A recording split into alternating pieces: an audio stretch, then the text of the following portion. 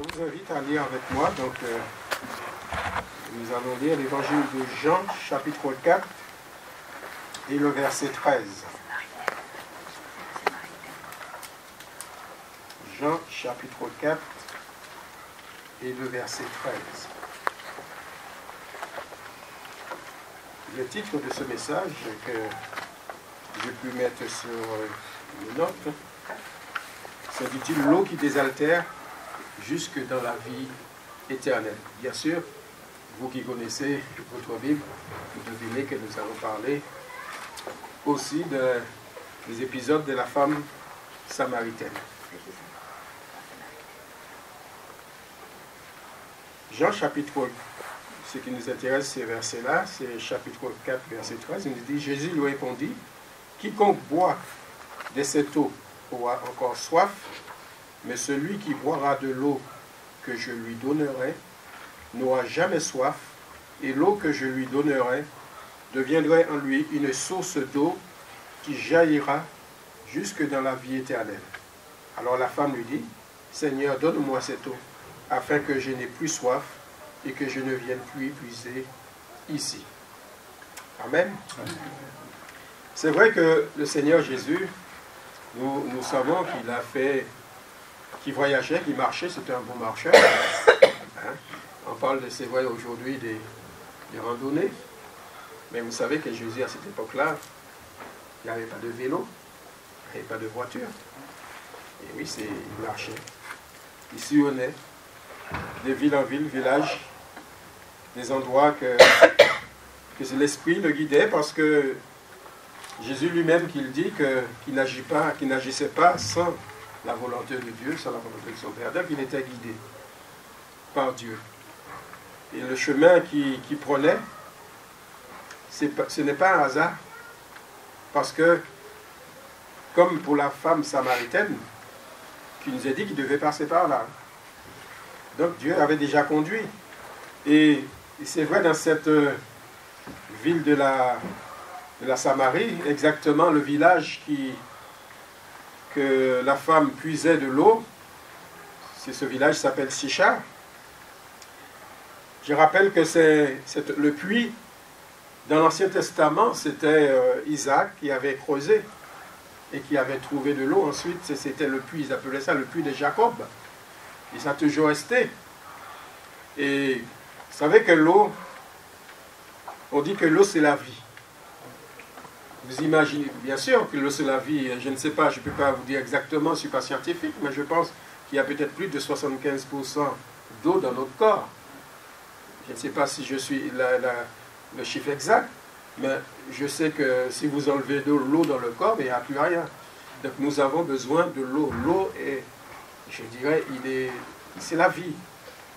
Et c'est vrai que pourquoi dans notre société maintenant, dans les générations, on craint de ne pas avoir de l'eau, parce qu'on connaît les catastrophes que ça peut faire.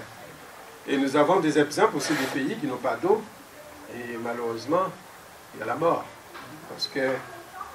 Mais là, cette femme épuisait de l'eau, mais je parlerai de cette rencontre avec Jésus. Pourtant, rien ne le permettait pas de se rencontrer. Nous savons que l'histoire qu'un Samaritain et un Juif n'avaient rien de commun.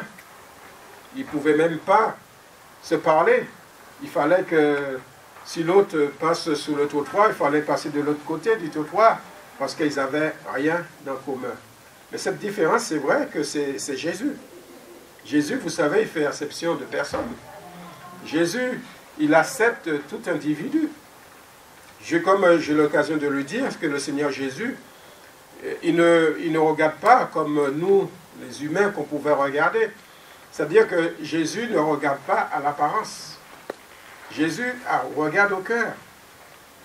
Le Seigneur Jésus, c'est vrai qu'il était fils de l'homme, mais il était fils de Dieu aussi.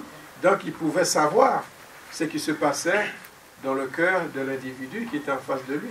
Parce qu'il lisait. Le Seigneur lit dans cette pensée, comme le Saint-Esprit vous connaît ce matin. Peut-être certains, là ce matin, vous êtes venus peut-être avec un fardeau, vous êtes venus avec un problème. Et le Seigneur connaissait le problème de cette femme. Il a révélé. Et peut-être que vous, le Seigneur est en train de vous parler dans votre cœur ce matin. Peut-être vous n'avez pas encore donné votre cœur au Seigneur. Mais le Seigneur désire que vous donnez votre cœur. Ne pas donner cette eau, ce n'est pas que seulement cette eau qu'on a besoin pour boire, mais l'eau que le Seigneur veut donner et qui nous a dit qu'il doit y avoir une source d'eau qui jaillira jusque dans la vie éternelle. Vous savez la vie de Jésus. Vous savez que Jésus est la vie. Jésus est le chemin. Il est la vérité, mais il est la vie. Comme je disais que l'eau c'est la vie, donc Jésus en nous, il apporte la vie. Et la vie que Jésus apporte, ça va jusque dans la vie éternelle.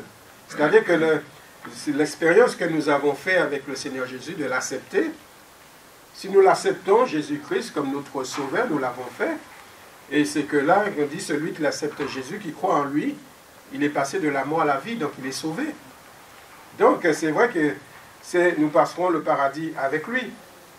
Parfois, nous utilisons ce texte, toujours ce passage, dans l'évangélisation. C'est vrai de l'employer dans l'évangélisation. Parce que Jésus révèle les cœurs. Jésus sait ce qui passe dans le cœur. Jésus savait que cette femme, dans sa vie, ce n'était pas clair dans sa vie. Il a fallu qu'il fasse cette rencontre. Mais en final, nous voyons que cette femme, il a accepté Jésus. Il a accepté Jésus. Non seulement qu'il a accepté, elle était tellement heureuse qu'elle est allée dans le village et annoncé, voilà un qui peut révéler dans ma vie tout ce que j'ai pu faire. Et oui, vous savez, frères et sœurs, je voudrais vous parler tout simplement, je ne sais pas, je ne vais pas être long, mais même si je dépasse un petit peu, ou alors je vous apporterai la suite dans un autre moment, mais je voudrais vous parler de l'eau sous toutes ses formes. L'eau sous toutes ses formes. Là qu'il parlait, là c'était l'eau pure, l'eau naturelle. Mais il parle de l'eau vive. Vous savez, l'eau vive, il était puisé très profond. Il y avait l'eau, mais pour avoir l'eau naturelle et pure, il fallait creuser très profond. Et on pouvait le puiser après dans les puits ou dans la source naturelle. Chercher l'eau pure. Et c'est vrai que, comme je vous disais, dans cette ville, dans ce village, Sichar, qui était à 10 km ouest selon mes consultations à Naplouse, donc l'eau vive, c'est l'eau qui vient naturellement par la fontaine ou par la source. Dans un puits, c'est pour cela qu'il allait puiser de l'eau. C'était très important. Un puits, il ne fallait pas faire n'importe quoi avec un puits. Mais vous savez que quand il voulait supprimer ou aller anéantir un peuple, on pouvait aussi boucher un puits. Donc on sait, l'eau c'est la vie. Donc vous l'enlevez le source qui donne la vie, qui permet de vivre, et vous pouvez atteindre les autres. Une source d'eau vive est donc c'est un bien inestimable. Et l'on comprend dans maintes passages de la parole de Dieu que Dieu lui-même soit comparé à une source d'eau vive. Il y a une source d'eau vive. L'eau vive, il est recherché, c'était pour boire, je disais, pour faire d'autres choses. Peut-être pour nourrir les animaux. Et aussi, surtout, pour sa qualité. C'était une eau naturelle qui venait, je le répète, à la source même. Nous voyons que pendant que les disciples, parce que le Seigneur Jésus, il est venu jusque-là, dans cette contrée de la Samarie, il était avec ses disciples. Ses disciples, eux, ils sont partis dans la ville, peut-être pour faire des provisions. Mais le Seigneur Jésus, comme je vous disais, lui, il avance selon la volonté du Père. Le Seigneur sait toutes choses. Il sait qu'il aura rencontré cette femme. Et dans une heure que les gens ne vont pas puiser. Et cette femme, il savait bien, il voulait se mettre à part. pensait ne rien rencontrer de personne à ce moment-là. Et pourtant, elle a fait cette rencontre avec Jésus. Et que c'est vrai que Jésus, lui, les disciples, ils dirigeaient vers la ville et lui, il dirigeait vers le puits. Parce que Jésus-Christ était aussi fils de l'homme. C'est-à-dire que tout ce que nous pouvons nous subir et rencontrer, lui, il a rencontré aussi. C'est que Jésus était fatigué. Il était fatigué du voyage qu'il nous a dit. Et c'est là qu'il venait peut-être pour se reposer, s'asseoir un peu, s'essouffler. Ça, le Seigneur était capable. Vous savez que Jésus, marchant sur la terre, et il était comme un homme. D'ailleurs, les hommes, ils le disaient, mais n'est-ce pas le fils de Joseph et que sa mère, c'est Marie? Et oui, le fils du charpentier. Parce qu'il n'y avait rien qui démontrait que Jésus, parce qu'il le connaissait, Jésus, les sentiments, il avait les mêmes sentiments que nous. Il souffrait comme nous. Il a passé par la tentation. Mais la seule différence, comme dit la Bible, il n'a pas péché. Il n'a pas péché. Et c'est vrai que Jésus, là où il a passé, c'est pour nous montrer que, pour nous connaître en fait compte, parce qu'on dit toujours, celui qui n'a pas passé par là ne peut pas se rendre compte. On parle ça souvent quand quelqu'un souffre. Et que c'est vrai. Mais lui, Jésus, il a passé par là. Et donc il sait ce que nous les hommes, nous les humains, que nous passons, que nous traversons. Vous savez que c'est vrai que le Seigneur Jésus, comme il est dit, s'assoit auprès du puits. Et là, cette femme, il fait se compte avec sa femme, cette femme. Et il voyant plusieurs de l'eau, mais il y avait quand même quelque chose quand il est arrivé, il dit à cette femme, donne-moi à boire. C'est l'entrée de la conversation. Vous savez, comme parfois, quand on rencontre une personne, une âme, on veut, n'importe qui, on veut entamer une conversation, bon, voilà. Mais Jésus, c'était plus que ça. La conversation qu'il allait entamer, il savait que ça allait le conduire à vouloir apporter et à donner cette eau vive, cette eau qui jaillira jusque dans la vie éternelle. Et si nous pouvons tirer cette parallèle à la vie de Dieu, l'eau dans la parole de Dieu, frères et sœurs, a plusieurs significations et utilisée comme, nous le savons en premier lieu, un symbole de purification. De purification. Déjà dans l'Ancien Testament, nous le trouvons cela dans Exode chapitre 30 et verset 18. Vous pouvez retrouver ça aussi, 18 jusqu'à 20. Et lorsque nous entrerons dans la tente d'assignation et l'autel, et Dieu lui dit, tu mettras de l'eau avec laquelle Aaron, donc le sacrificateur, et ses fils laveront leurs mains. Leurs mains. L'eau signifie purification. Il fallait laver les mains. Et ce rituel, je dirais, il est resté, on le retrouve aussi dans le Nouveau Testament, et aussi dans nos jours, dans les différentes communautés. L'eau de purification, le rituel de laver les mains, de laver les pieds. Il est devenu, c'est vrai, une tradition, mais nous voyons, même dans le Nouveau Testament, il est devenu comme cette tradition, comme nous est dit dans Marc chapitre 7 et verset 1, il parlait des pharisiens, des hommes religieux.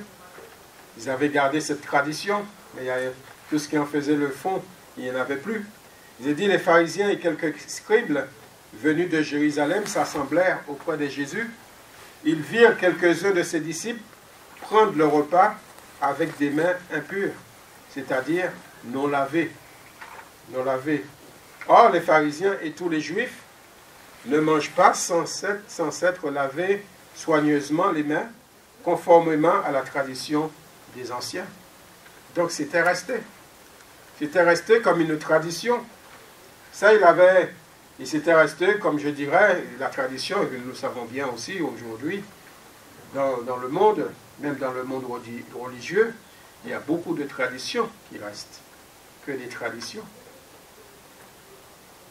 L'homme, s'attache très souvent, je veux dire, à la tradition, qu'à la vraie mise en pratique et concrète des choses. Dans ce contexte, les pharisiens et les scribes, c'était des gens religieux, bien sûr, de l'époque, ne se gênaient pas de le rappeler. En plus, ils avaient vraiment ce comble de rappeler la loi à Jésus. Il avait la loi à Jésus au sujet de ses disciples, parce qu'il parlait à Jésus, il disait ça. Il voulait le confondre toujours. Ça a été ça tout pendant la vie de Jésus sur terre. Donc, il voulait tout simplement dire à Jésus, voilà, c'est tes disciples qui ne se lavaient pas leurs mains avant de manger. Vous savez que laver les mains avant de manger, c'est vrai, c'est une bonne chose. Vous savez, quand vous avez travaillé, vous finissez de travailler, et puis les mains, bon, on lave les mains pour manger. Et peut-être il y en a, mais vous savez, c'était une tradition de certaines familles. Automatiquement, avant de se mettre à table, il fallait laver les mains. C'était resté. Vous voyez comment on perçoit les choses. Moi, je viens de travailler dans mon moteur, ok, mes mains sont sales, je le lave. Parce qu'il faut aller manger, il faut aller à la table. Vous savez, votre épouse va vous dire, mais va laver tes mains quand même pour manger. Vous imaginez cela. Mais là, c'était autre chose. C'était une rituel, c'était une tradition. Et c'est vrai que quand Jésus entend ça, tout de suite, il recadre. Parce que le Seigneur, il écoutait, mais il recadrait cela. Et nous trouvons ça dans Matthieu 23, chapitre 25. Il est dit, il ne va pas par douceur, là. Malheur à vous, scribes et pharisiens, il est dit, hypocrites. Hypocrites. Parce que vous nettoyez le dehors de la coupe et du plat, et qu'au-dedans, ils sont pleins de rapines et d'intempérance. D'intempérance, c'est-à-dire que ce qui est opposé à la modération. Il dit, pharisiens aveugles, nettoie premièrement l'intérieur de la coupe et du plat, afin que l'extérieur aussi devienne net. Évidemment que Jésus parlait du cœur de l'homme. Parce que, comme je vous ai dit, que le Seigneur, lui, il regarde dans le cœur. Il regarde le cœur, il voit le cœur. L'apparence, c'est vrai que ces hommes religieux, les beaux vêtements, polis, tout ce que vous voulez, ils parlent gentiment, calmement, mais au fond du cœur. Et oui, Jésus l'a vu. Jésus regardait, c'est ça qui est important, frères et sœurs. C'est que le Seigneur regarde au fond du cœur. Et c'est ça qui est important pour nous chrétiens. Et ce qui est important aussi, c'est que rien ne peut être caché devant Dieu. Vous savez, ça ne sert à rien de faire faux semblant. Ça ne sert à rien de... Parfois, on croit tromper Dieu. On croit tromper les autres. Oui, on peut tromper ceux qui vivent autour de nous. Mais on ne trompe pas Dieu. On ne trompe pas Dieu. Et quand on le sait, parfois, ça nous arrive aussi à vouloir tromper Dieu, et puis en croyant, mais on sait bien que le Seigneur a vu. Parce qu'il voit tout. Tout est à nu, à découvert devant Dieu. Alors, ce que je peux faire, eh bien, Seigneur, bon, pardon. Pardonne-moi, Seigneur, parce que j'avais oublié que j'étais un humain et toi, tu es Dieu. Rien n'est caché devant toi. Donc, ça ne sert à rien que je puisse te cacher les choses. Même dans ma pensée, frères et sœurs, même dans les pensées. Vous savez, au moment que nous parlons, ben, nous avons peut-être des pensées. Nous avons tout le temps la pensée. Et c'est vrai que Dieu lit aussi à travers les pensées. Et pour continuer, c'est vrai, c'est l'efficacité de l'eau, la purification. Il nous a dit que Jésus lava les pieds de ses disciples. Et aussi avec la leçon qui va suivre. Jésus aussi lava les pieds de ses disciples. Signe de purification. Jean, chapitre 13, verset 4, il dit, Jésus se leva de table, ôta ses vêtements, et il prit un linge, donc il se ceignit. Ensuite, il versa de l'eau dans un bassin, et il se mit à laver les pieds de ses disciples. Et c'est vrai que Jésus a lavé les pieds de ses disciples. Jésus a montré à ses disciples, il nous a dit, l'essuya avec un linge dont il était saint. Et voilà, toujours, parmi ses disciples, il y en avait un qui l'ouvrait, c'était Pierre. Eh oui, Pierre. Toi, Seigneur, tu me laves les pieds.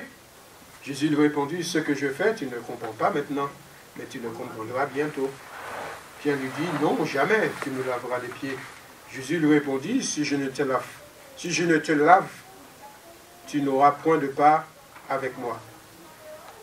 Et c'est vrai que Simon, il ne comprenait pas ce que Jésus lui disait.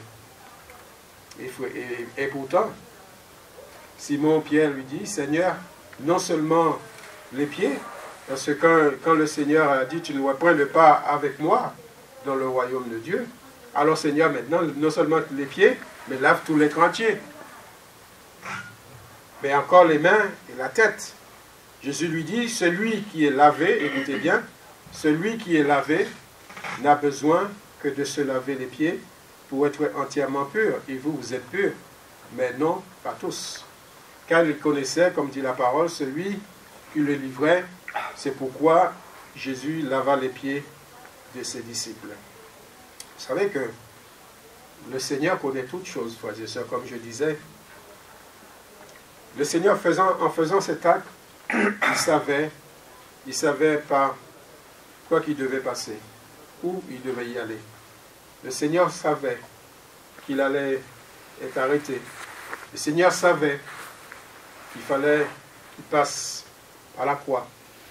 Le Seigneur savait qu'il allait être maltraité. Ça, il le savait. Dieu c'est Dieu. Pourquoi? Parce que Jésus, il est venu pour cela. Jésus, il est venu pour cela. Et parfois, nous lisons un peu, même rapide et sans faire attention, parce que n'oublions pas que Jésus a quitté son ciel de gloire. Jésus est Dieu, Fils de Dieu. Il a quitté son ciel de gloire. Il a accepté.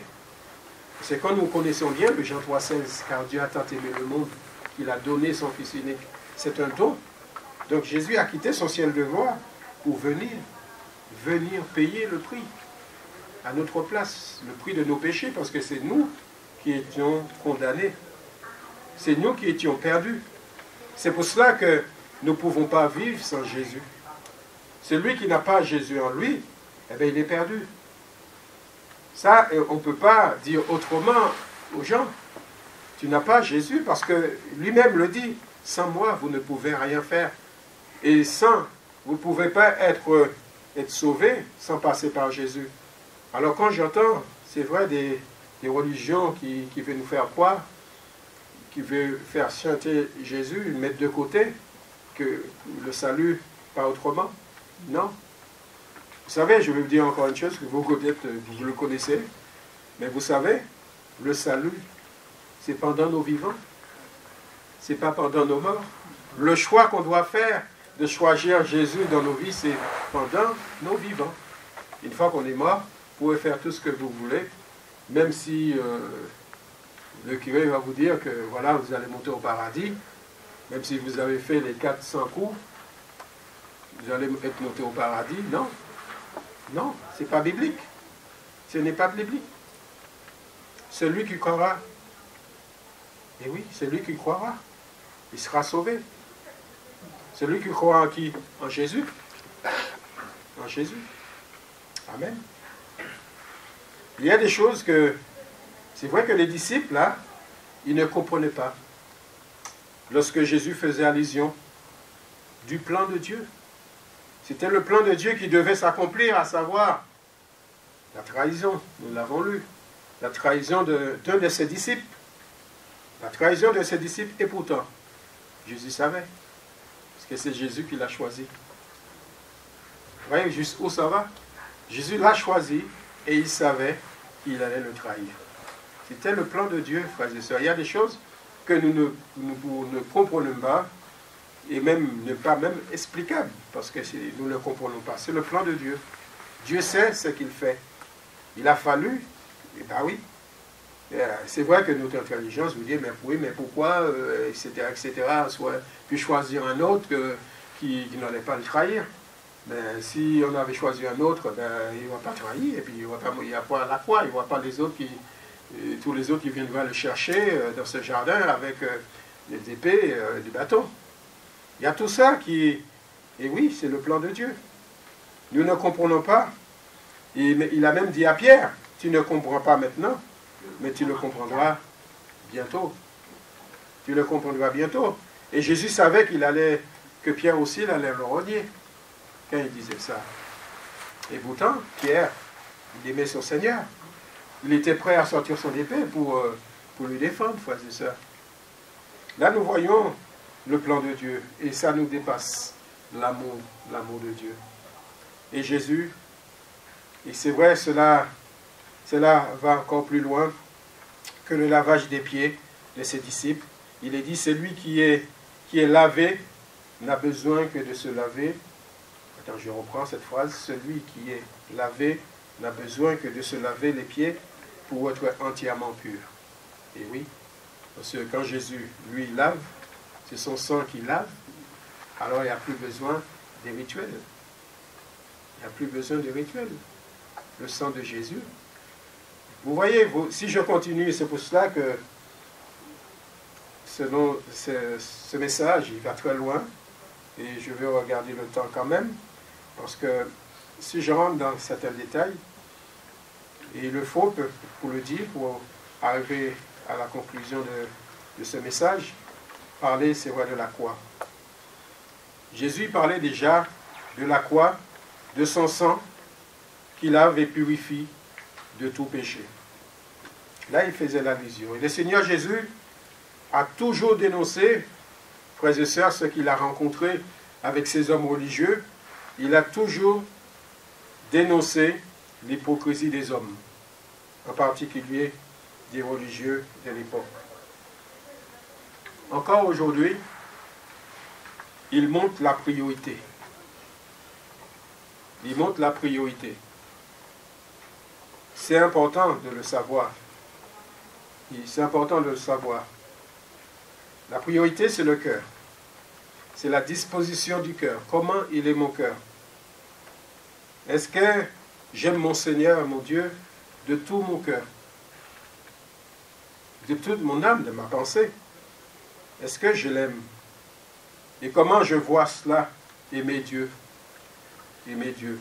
Vous savez, dans le dire aimer Dieu, ça regroupe plein de choses. Aimer Dieu, ça commence déjà par, c'est vrai, c'est par le fruit, l'action. Si j'aime Dieu, je dis que j'aime Dieu et en premier lieu, je dois aimer le rassemblement de mon Seigneur. Je dois aimer mes frères et mes sœurs. Parce que je ne peux pas dire que j'aime Dieu et que je n'aime pas mes frères et mes sœurs. C'est important ça. Donc aimer Dieu, c'est, oui, j'aime Dieu. J'aime mon frère, j'aime ma sœur. J'aime les âmes, parce que Dieu aime les âmes. Dieu hait le péché, mais il aime le pécheur. Vous savez, Dieu ne fait exception, comme je le disais au début, il fait exception de personne, et moi. Et moi. Bien sûr, si je regarde à l'apparence, si je regarde à comment que l'autre est habillé, mon frère, l'ami, enfin, comment qu'il est habillé, puis je commence à le juger, ça c'est clair que je regarde à l'apparence. Mais Dieu ne regarde pas l'apparence. Dieu regarde au cœur, à l'âme qui est perdue, qui a besoin d'être sauvée. Vous savez, dans nos familles inconverties, au lieu que nous plaçons sur un terrain de jugement, tu ne dois pas faire ceci, tu ne dois pas faire cela, regarde que Dieu dit. Non, mets-toi sur tes genoux dans cette position et priez. Et priez, comme je l'ai déjà dit. Et c'est le Seigneur qui fait. C'est le Saint-Esprit qui fait le travail, qui met ce en action.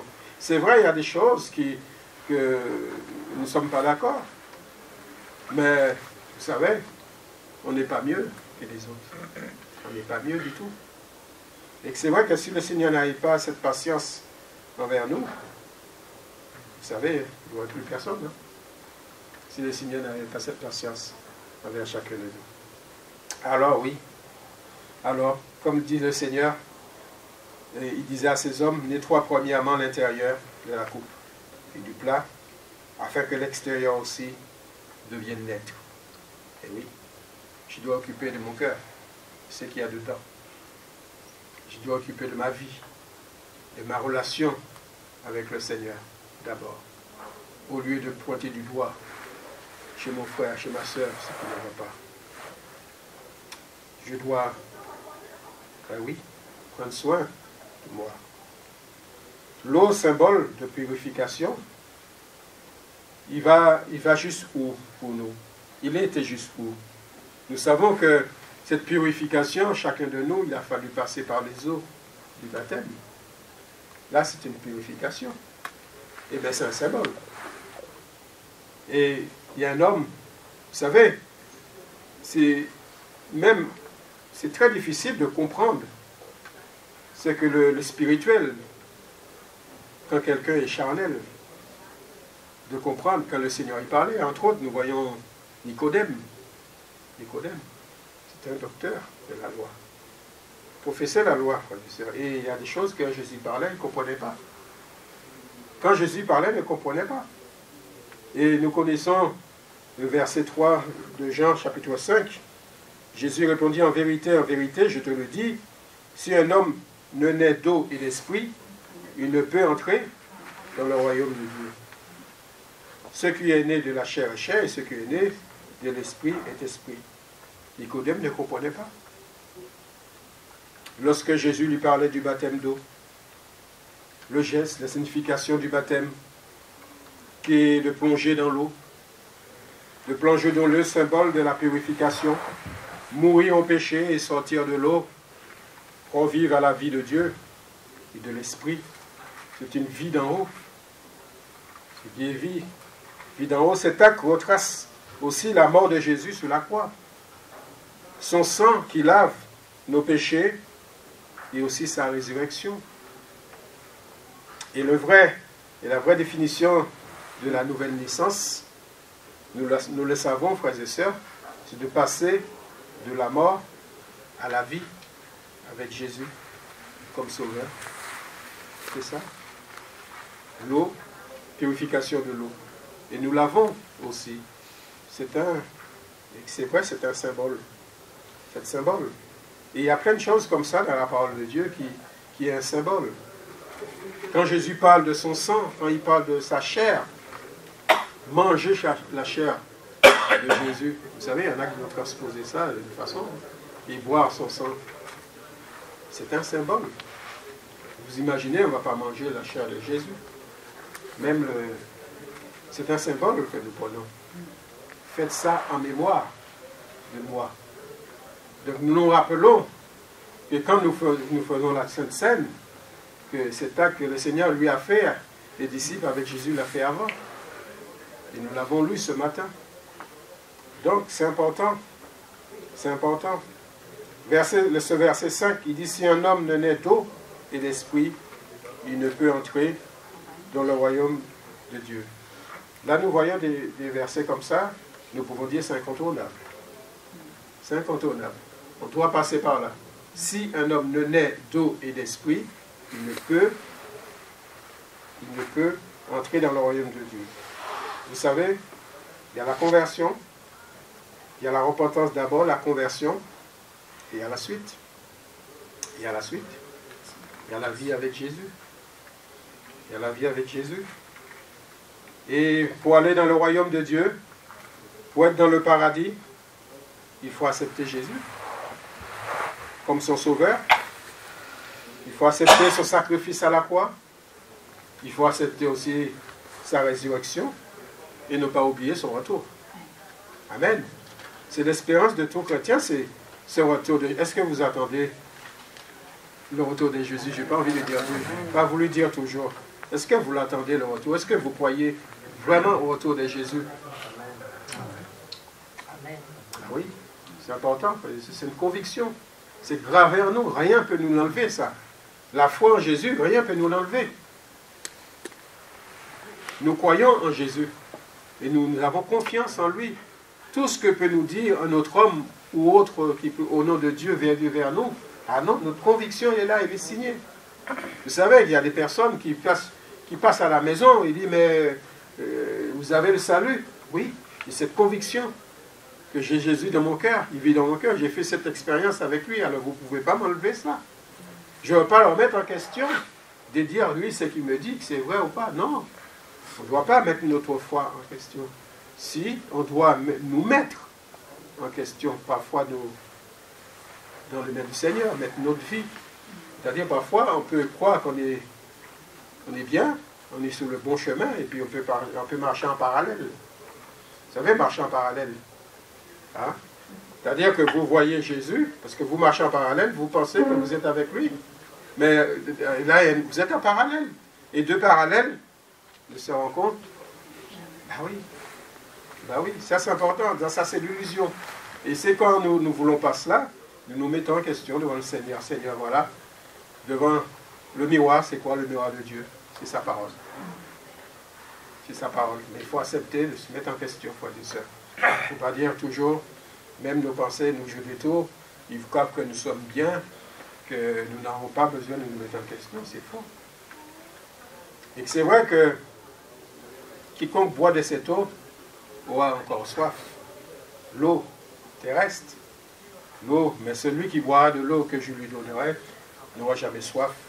Et l'eau que je lui donnerai deviendra en lui une source d'eau qui jaillira jusque dans la vie éternelle. Oui.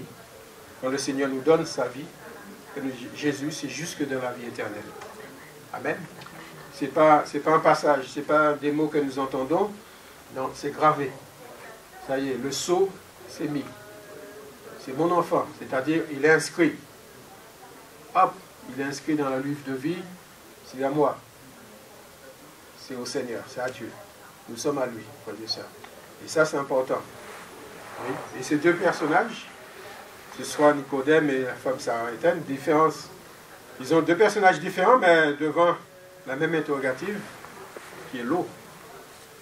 Qui est l'eau. Jésus disait, quiconque boit de cette eau aura encore soif. Et oui. Et l'eau, ils ont encore soif parce que cette eau, malgré sa qualité, il reste charnel, il reste passagère, il reste éphémère. Mais celui ou celle qui accepte d'être désaltéré par Jésus, par sa parole, la vie qu'il veut véhiculer dans l'être entier, celui qui accepte le Seigneur n'aura jamais soif, mais aussi n'aura jamais faim. Amen. C'est-à-dire que vous n'aurez pas besoin de chercher ailleurs, parce qu'on a Jésus. Amen. Et oui, et au jour d'aujourd'hui, quand nous voyons le monde, nous voyons les gens, notre monde, il est insatisfait. Il cherche toujours. Pourquoi? Parce qu'il est insatisfait. Ils ont ça, ils veulent autre chose. Vous pensez que c'est la vie qui mène. Pensez que c'est en faisant la fête, en faisant, comment dirais-je, en s'habillant, en s'étourdissant, soit par la drogue, par l'alcool ou d'autres choses. Vous pensez que c'est ça la fête, la vie? Non, non, pas du tout. Parce que c'est éphémère. Après, une fois que c'est passé, ils n'en veulent d'autres, ils n'en veulent plus. C'est pour cela que nous voyons, malheureusement, beaucoup de nos jeunes, ils sont dans l'addiction, ce soit dans l'alcool, soit dans la drogue, soit bien autre chose. Je n'en parle pas encore des autres. Et oui. Alors, nous, chrétiens, nous devons prier pour eux. Nous devons prier pour eux. Oui, mais je voudrais faire plus. Et je ne peux pas. Mais vous pouvez faire une chose, c'est de prier. Nous sommes des intercesseurs, nous sommes des ambassadeurs, nous sommes la lumière, nous sommes le sel. Moi, j'ai envie de dire que c'est vrai, l'eau, source de purification, mais le Seigneur connaît toutes choses. Alors là, oui, je vais arrêter. Je continuerai cette méditation avec vous la prochaine fois. Parce qu'il y a plein d'autres choses encore à dire. Parce que si l'homme ne naît d'eau et d'esprit, parce qu'il y a la vie de l'esprit, il y a l'eau et il y a l'esprit, il va avec. Alors que le Seigneur vous bénisse, que Dieu nous aide